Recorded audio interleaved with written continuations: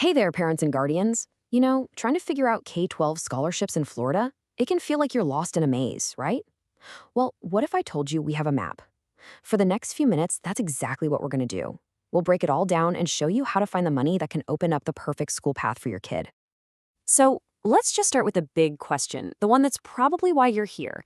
You're looking at all these options and thinking, how in the world do I find the best educational path for my child? Especially if, your local public school just isn't cutting it.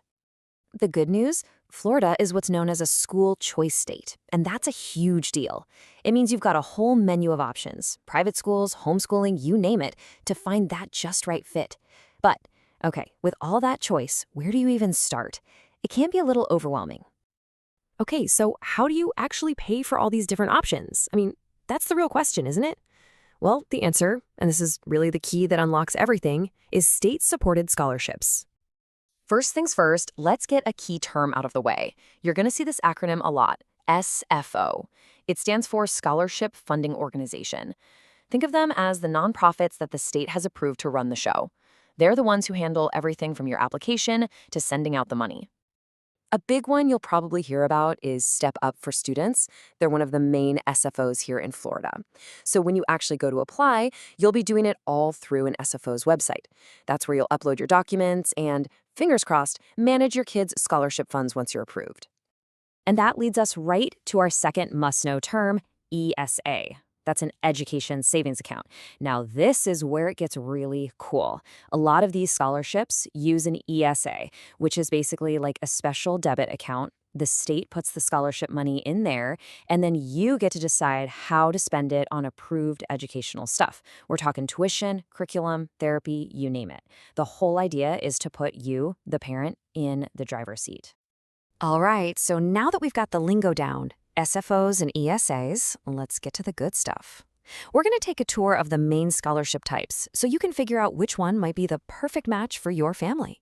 First up, what if you're thinking about private school? Well, there are two big scholarships designed for exactly that. You've got the Florida Tax Credit Scholarship, that's the FTC, and the Family Empowerment Scholarship for Educational Options, or FESEO for short. And get this, on average, we're talking about $8,000 a year. For a lot of families, that is a game changer. It can cover a huge chunk of tuition and really make private school a realistic option, not just a dream. Okay, but what if your child has unique abilities? Maybe a diagnosis like autism or dyslexia, or a physical disability. There is a powerhouse scholarship designed just for them. It's called the Family Empowerment Scholarship for Unique Abilities, or FESUA. Now, this one usually has a higher average award, think around $10,000, and it's paid out through that ESA we just talked about. This gives you incredible freedom to totally customize your child's education. You can use it for schools, but also for private therapists, cool technology, special curriculum, pretty much anything that helps your child learn best. And what about our homeschool families? If you're directing your child's education at home, there's a scholarship for you too. It's called the Personalized Education Program, but pretty much everyone calls it the PEP Scholarship.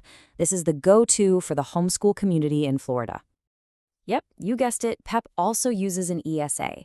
It gives families an average of about $8,000 to spend on all sorts of things, from curriculum and books to private tutors and even special classes. It's all about supporting your home education journey.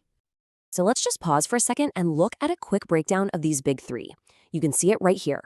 The private school option for pretty much any K-12 student, the Unique Ability Scholarship for kids with a diagnosis, and PIP for homeschoolers. And you can see those average award amounts right next to them. Super helpful to see it all in one place. Now, besides those big ones, there are a couple of other specialized programs to keep on your radar. There's something called the New World Scholarship, which is for younger public school students who need a little extra help with reading or math. And there's even a stipend to help pay for gas if you're driving your child to a public school that's not in your assigned zone. Okay, let's shift gears and get practical. How does this all actually work? What does the application process look like from start to finish? So while each SFO might have its own little quirks, the journey is pretty much the same. It really boils down to four main steps. First, you pick an SFO. Second, you create your account on their website. Third, you upload all your documents. And fourth, the best part, you accept your award once you're approved. And trust me on this, being prepared is going to make your life so much easier. You'll definitely need proof that you live in Florida and something that shows your child's age, like a birth certificate. And if you're going for a specific scholarship, like the FESUA for unique abilities, you'll need that official diagnosis paperwork, like an IEP or a note from a doctor. Okay, if you take away one piece of practical advice, let it be this: apply early. I can't stress this enough. A lot of these programs are first come, first served. You do not want to miss your chance just because you put it off. All right, before we finish up, I need to talk about one golden rule. This is super important. It's a non negotiable that applies to every single one of these scholarships, and every parent has to know it. So here it is, the big one. Your child cannot be enrolled in a public school and receive one of these scholarships at the exact same time. It's one or the other. You're either getting state funding for public school or you're getting scholarship funding for a private or home ed path. The state calls this double funding, and it's a big no-no. So let's do a quick recap of our little tour. The big takeaway is that Florida has tons of school choice options. Scholarships are the key that unlocks them.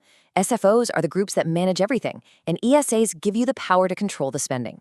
The three biggies are for private school, unique abilities, and homeschooling. And what was the most important tip? Apply early. So at the end of the day, the real question isn't just about which scholarship to pick. It's bigger than that.